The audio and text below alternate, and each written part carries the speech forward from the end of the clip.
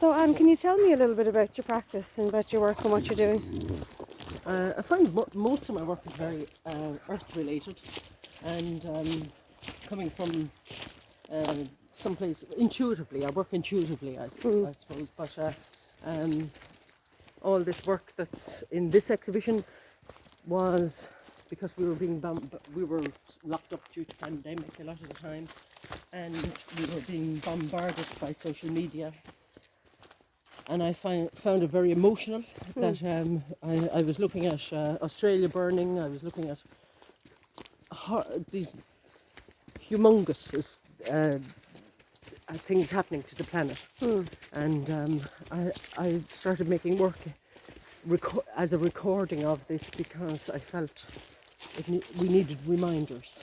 Yes. We need to be reminded of what's going on. But there's also beauty in disaster. So as the work was being made, it's not a dark work. I don't feel it comes out dark. There's quite a feminine aspect to it.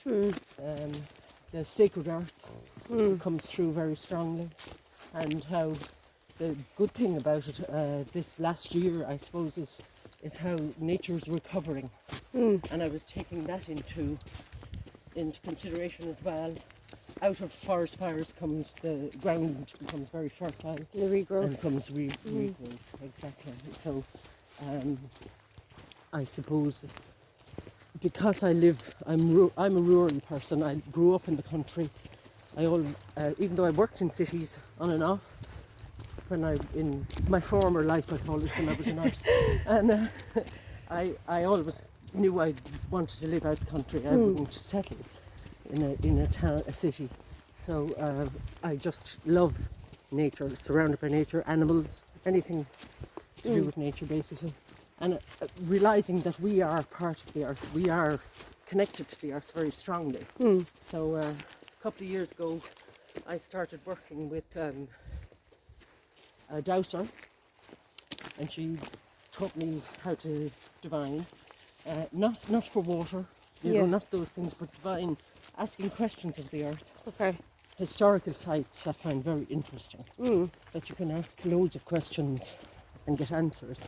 But a lot of my work is divining for geometric ley lines. Okay.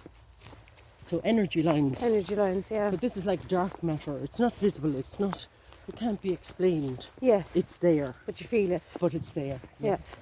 So like art. Yes. Yeah. You can feel it through divination very strongly.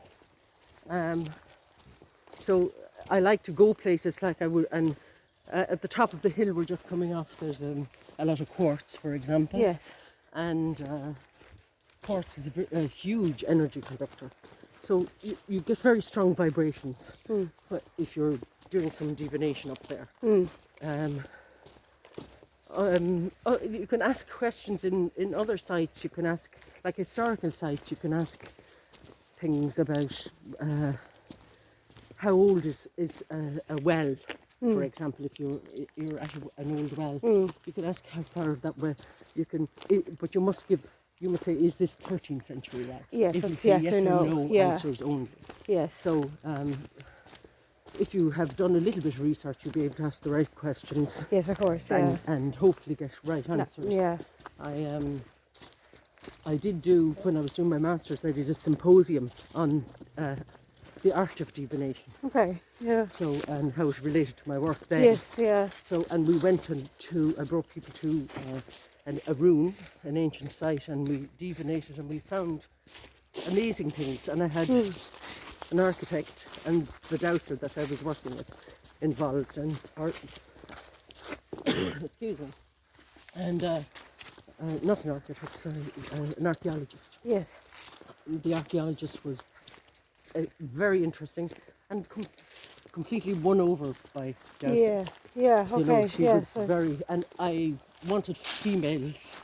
So my dancer is a female Yes. that I was working with. Yeah. My archaeologist that I was working with is female. Okay. So Yeah. that was So that perspective is important to you. Yeah. me. Yeah. Yeah. Okay. It was Yeah. very important to me because Yeah.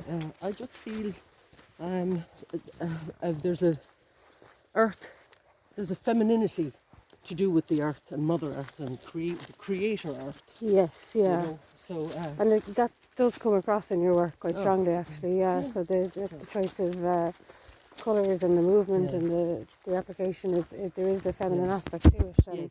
Do you feel that that's driven then by your connection to that kind of side of things? A lot of the work is driven by that. Yeah. But also, I like to. My work is loose. Try to keep it loose. Yeah. So I like. I also like mixing media. I don't. I wouldn't strictly stick to an oil Tie painting. yourself to, I mix.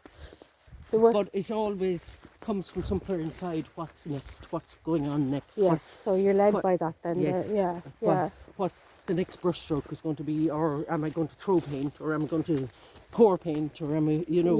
Yeah. So and printmaking for me is very. It's like going away from that looseness in a sense, because it's. I try and keep the printmaking as organic as possible. Yes. So I don't use any acids or anything.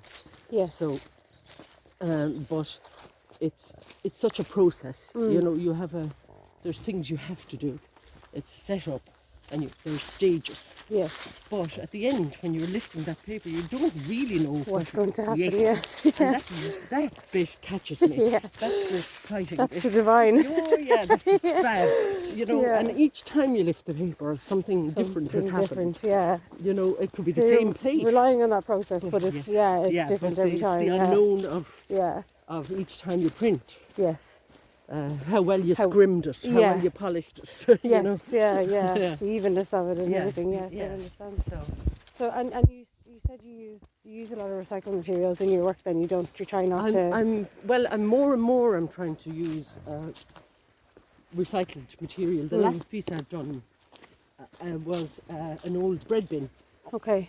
2 pieces of wood from the sides of the bread bin that I discovered were beech, and it had the old sticker on it saying where the beech came from, the lower slopes of the Alps, and Wow, I found that amazing. Yes. And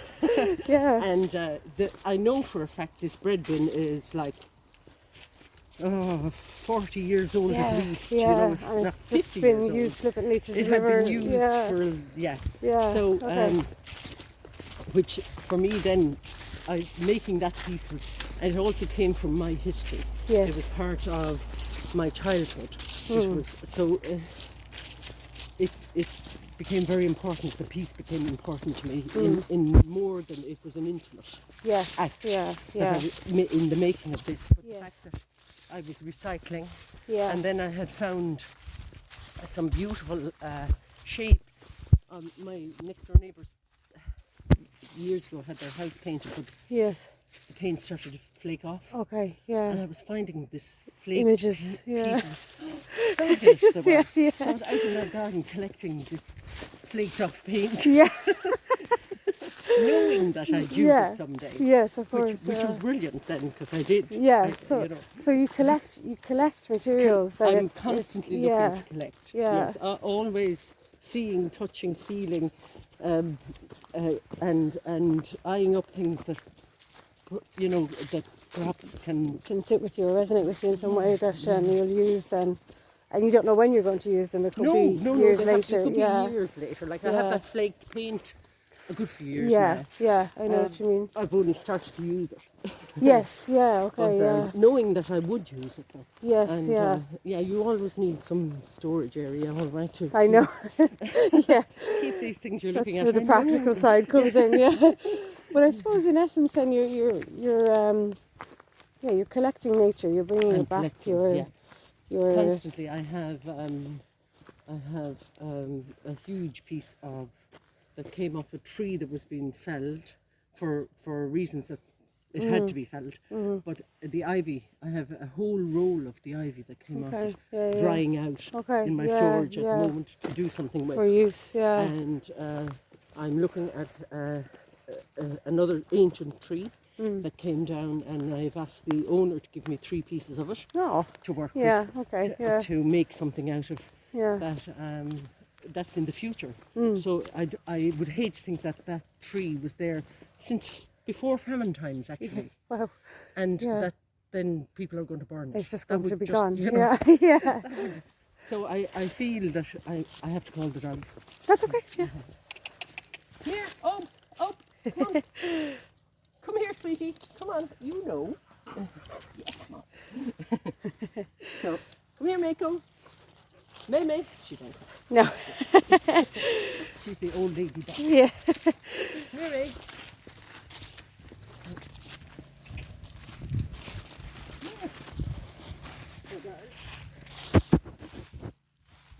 So your work is current and based on current situation and the environment we find ourselves in today. Yes. Really, it's Yes, not, it is. Yeah, It would very be up to current, date. yeah. It would be, yeah. I would, and it touches on, I suppose, those themes of recycling. You know, where we are in the world and how sustainability. How do we go about it? How do we go forward? How do we go forward? How Yeah. do we make it? I'm very conscious of plastic and waste and all those things as well. And Yes, for a while yeah. there, I was making things out of plastic, but then I think you defeat the purpose. At one stage I was melting plastic, but then Yes. you're releasing. Yeah, chemicals, I suppose. Chemicals Yeah, into so the you're air, you're so really that's not- you're really thinking of all those aspects of it. Then you're I kind of weigh up what's feasible, Yeah. you know, for Yeah. me Yeah. working. I understand. Yeah. So, and I find working, I love working on canvas, but I find I'm very hard to stretch canvas myself because of arthritis. Okay. Yeah. So I've now started working a lot on birch ply, so Okay. wood. Wood. Yeah. So basically, I'm back again. It's nature. Nature. Yeah. I love yeah. linen as well, though. But Yes. Yeah. but and like I like the fact that the surfaces we're working on are coming from nature. Yeah. You know, Yeah. be it cotton, be it linen, they are all coming from nature. So Yeah. that's really good. And paper. Yes. Of But, course. Yeah. Yeah. And I suppose it does come across in your work as well that you're thoughtful about that. You're considering where those materials come from and how you're using them and Yes. you know, that kind of aspect to it. So I suppose that's like you say, leading the steps in your work, and you follow those steps based on your intuition, basically. Yes. Yeah. Yeah. Yeah. So I like sometimes being given.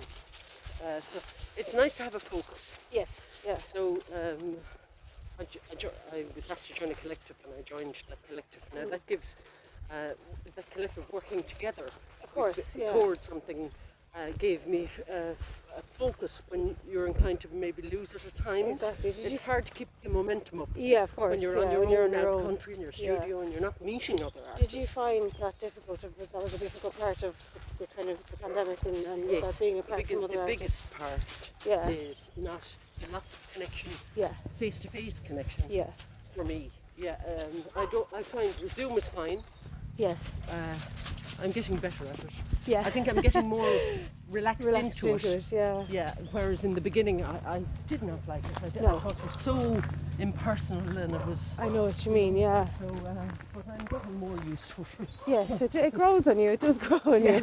It is. I suppose it's in a time of difficult times for connectivity. It's been beneficial in that way. Do you know, Yeah. that kind of way? Yeah. So, but I know what you mean about the personal. Yeah, you lose. Did you benefit Like from you're things sitting like down this? over a coffee and having a Yeah, chat about or your work walks, or in a non, how to say, not even for a crit, but just to chat about or Art. how you were feeling about your work. Yes. Even. Yeah. That's fabulous to be able to do Yeah. with other artists, and that's really hard at the moment. It's hard. Yeah. You know, now we did a session on Zoom with some of the collective, and we for a crit. So some of us had sent in images of the Yes. work, and we put up. It was fab. Yes. But yes, again, it lacked maybe that The connection, the personal connection. The personal Yeah. connection, Yeah. So, but, hopefully it's soon we'll be able to. Soon. Yes. Get out those Soon. vaccines. Yeah. We leave it there, Anne. Thanks so Okay. much for chatting. Thanks, Lisa.